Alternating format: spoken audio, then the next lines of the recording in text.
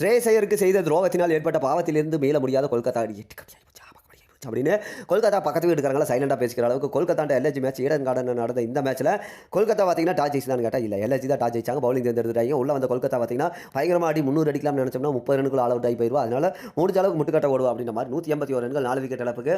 அதுக்கப்புறமா யார் அடிச்சாங்க அப்படின்னு பார்த்தீங்கன்னா ரஹானே பார்த்தீங்கன்னா கேப்டனா இப்படி இருக்கணும், சும்மா வந்தமா இருந்தமா போனமான்லாம் இருக்கக்கூடாது அப்படின்ற மாதிரி 24 பால்ல 41 ரன்கள்.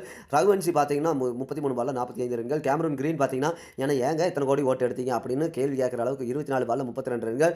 ரஹ்மான் பவல் பார்த்தீங்கன்னா என்னையெல்லாம் அப்பவே 75 லட்சத்துக்கு எடுத்தாங்க. நான் உன்னை விட 7 ரன் அடிச்சிருக்கேன் அதிகமாக. அதே 24 பால் தான் நானும் முடிச்சிருக்கேன். தள்ளி குறப்பா நீ பேசாத கேட்ட அப்படின்னு கேமரூன் கிரீன் கிட்ட சண்டை கட்டுற அளவுக்கு பார்த்தீங்கன்னா பயங்கரமாக ஆடி இருந்தார். அதுக்கப்புறமா இறங்கினா எல்எஸ்ஜி பார்த்தீங்கன்னா 182 ரன்கள் 7 விக்கெட் இழப்புக்கு. கடைசியில் 3 விக்கெட் வித்தியாசத்தில் ஜெயித்து விட்டார்கள்.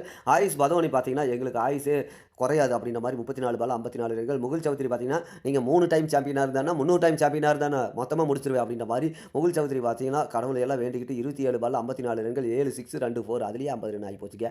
கொல்கத்தா அணி தோல்வியை தழுவியது.